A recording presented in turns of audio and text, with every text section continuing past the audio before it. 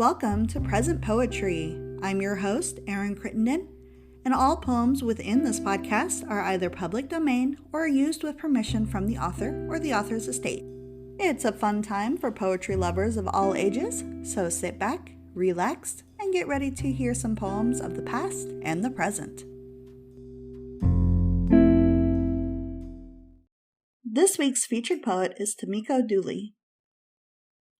Tamiko Dooley is a poet, songwriter, lawyer, and mother of two. She learned to play the piano as a child, and music quickly became the dominant hobby throughout her life, and to this day she enjoys being hired as a wedding pianist.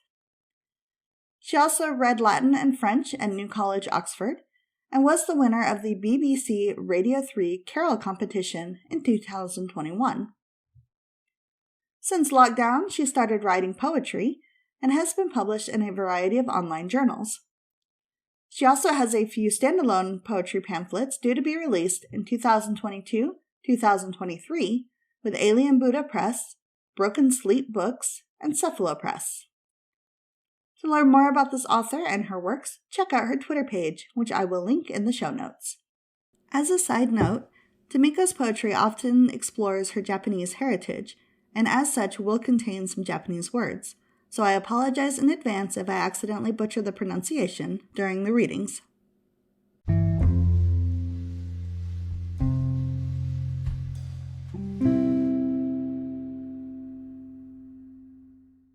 This poem is called Tadayama, I'm Home.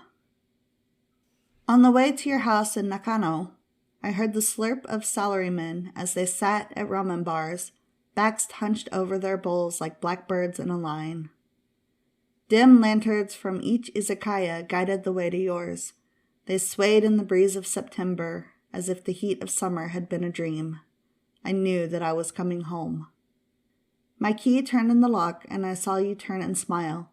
Your slippers were laid out, facing forward for me to wear, so I could slip into how we used to be. I neared the kitchen, and the scent of your vegetable tempura swirled with the steam from the rice cooker. Your blue apron was stained with greasy handprints. I knew that I was coming home. I went upstairs to change into the yukata you laid out for me. Creaseless and clean, I brushed my hair and washed my face. When I came downstairs, you had made hojicha tea. I raised the china cup to my lips and scalded them. The leaves danced in the ceramic, drifting towards me.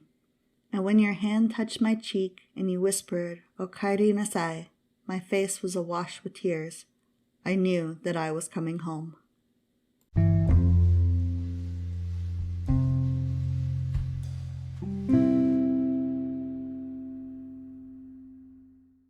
This poem is called Susumu.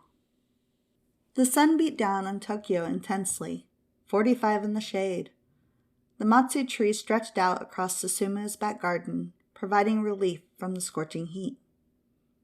Susumu's dad had finally convinced him to have the minor operation. "Yarinasai," he'd growled. "Don't be a coward." Susumu was frightened, but he had no choice. They hadn't expected his reaction to the anesthetic on the table. Samurais fall on swords and show weakness. The old lie was exposed, and the old man wept under the branches, shading his face from the fire that watched Icarus fall.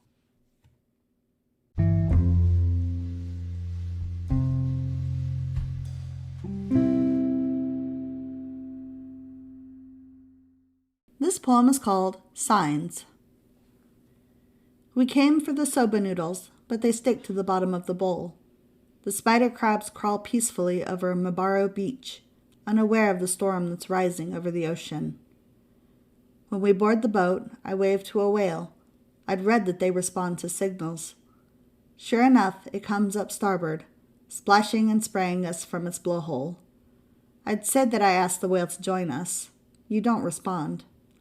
Perhaps the salty air carried my words away. The trip to Okinawa only began this morning. It's already clear. We came for the soba noodles, but they stick to the bottom of the bowl.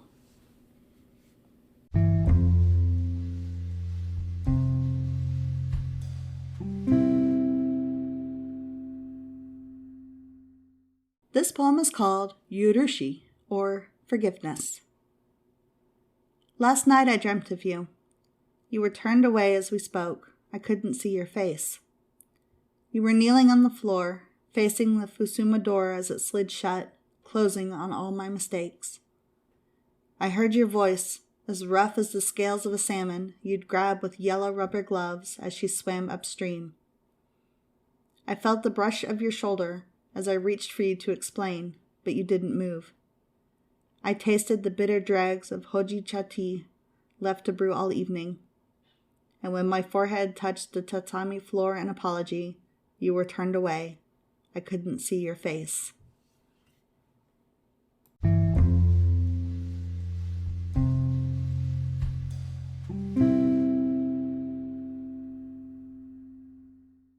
This poem is called Shogi no Shahai, or Chess Match. If I tell you of the Omasoka, the New Year's Eve, where you gave me the hardwood shogi set, would you remember that year?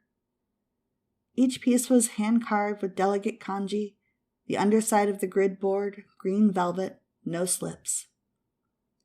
If I gave you the bishop to hold in your hand, could you tell me which way he moves?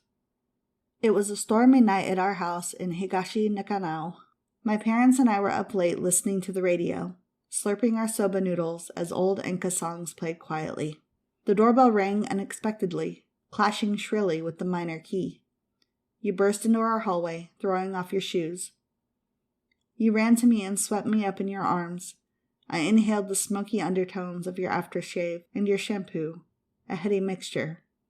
When I opened the shogi set that year, you taught me about life, rules and routes and hierarchies, black and white, winning and losing. When you came round to visit, we would play it together, and you'd lose every time. I never knew that you chose to let me win. You might not remember my name today, but I tell you of that evening and the way you always made me feel. I place a pawn in your fist and I clutch your hands tightly to hold on to you and show you that I'm here. That it isn't checkmate, not even check. We will learn the laws of this new game, this new world you inhabit. We will not give up on each other, and this time we will both win. Thank you for listening to this episode of Present Poetry. If you enjoyed it, please leave us a review, share us on social media, or subscribe so you never miss an episode. If you would like to learn more about the featured poet, or you would like your work featured on the podcast, please check out the links in the show notes. Thank you again for listening, and I hope you all have a wonderful day. Bye-bye.